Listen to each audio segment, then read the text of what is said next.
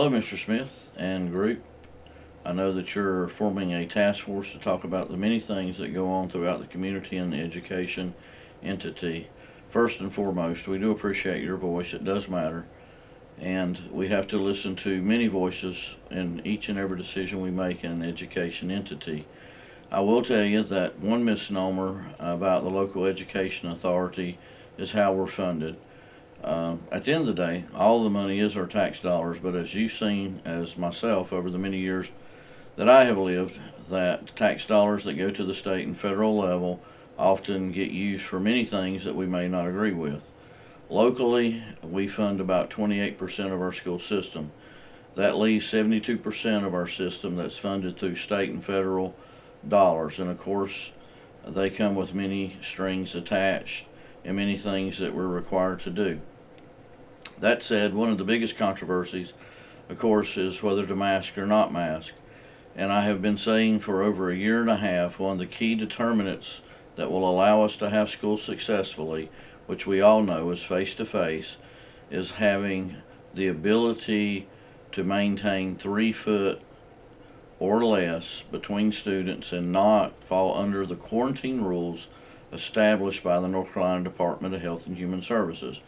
Currently, that rule stands at 6 feet. So if you're within 6 feet of an individual who happens to test positive for COVID for more than 15 minutes in a school day, then you become a close contact and are under the quarantine rules established by the North Carolina Department of Health and Human Services and mandated for our local health directors to enforce under pandemic laws. By no means does Iredell Statesville School have the authority to quarantine, nor do we. We, however, have helped with contact tracing. What has that allowed us to do? As you've known, Union County schools have been in the news, and also Lincoln. Union County has been under a 14-day quarantine rule for some time. We've been under a 7-day quarantine rule because we help contact trace. And we can stop contact tracing, but at the end of the day, the health department still gets the information needed to contact trace from us.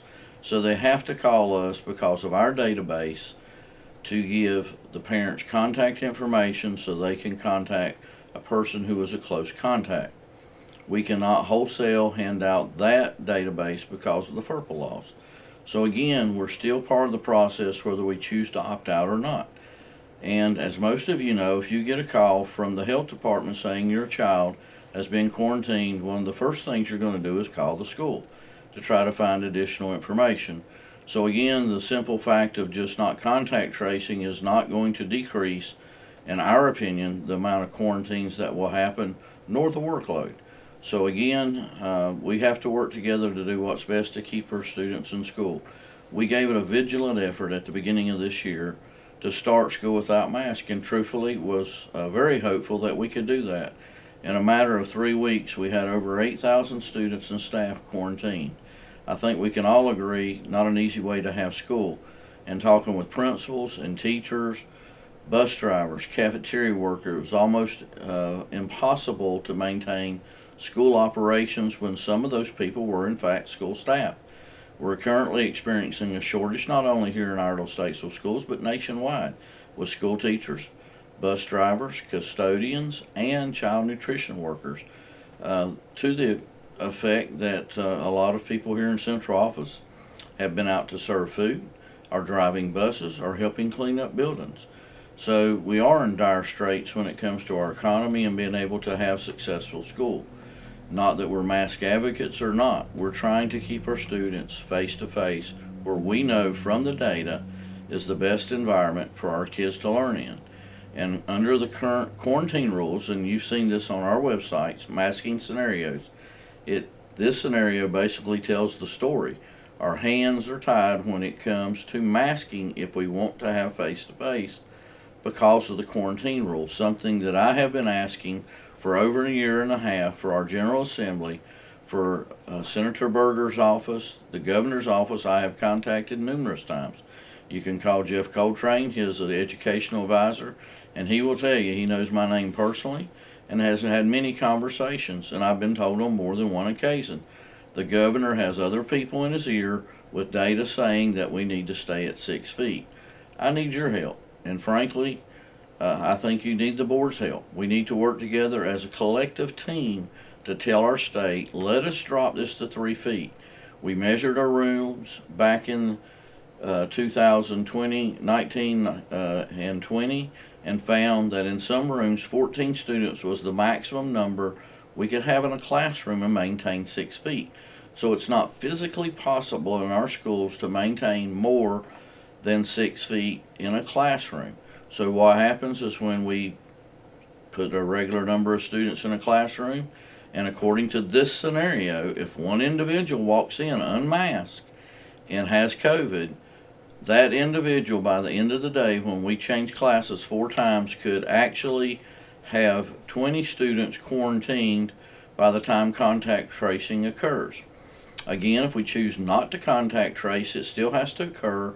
It is the auspice of the health department to do so, but again, the counties that are doing that are seeing a significant number in the number of students who are out of school. If you look at the metrics for Union County, and a county in which I talk with on a weekly basis as a group, there's 13 of us that talk constantly.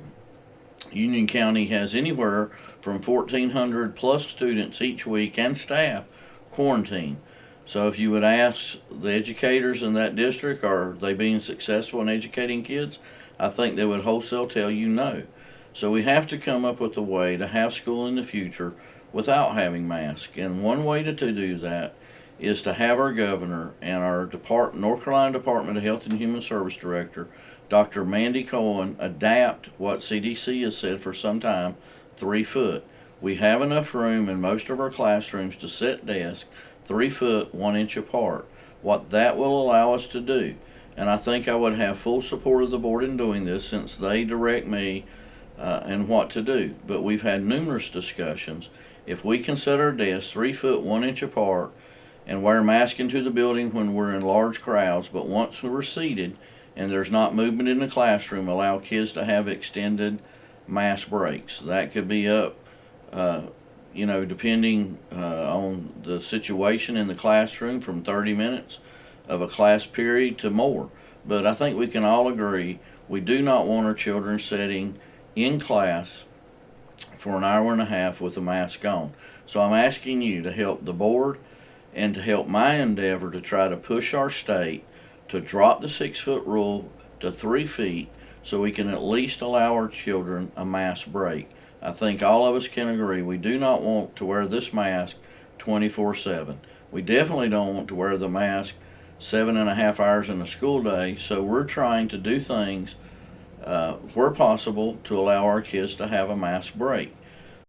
If we can get to the 3 foot, then I think we can have school much more conducive to everyone, where we can allow kids to have longer mask breaks and not have to be masked the entire time during the day or when they're having PE or outside.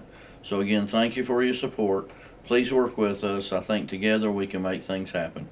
Have a blessed day.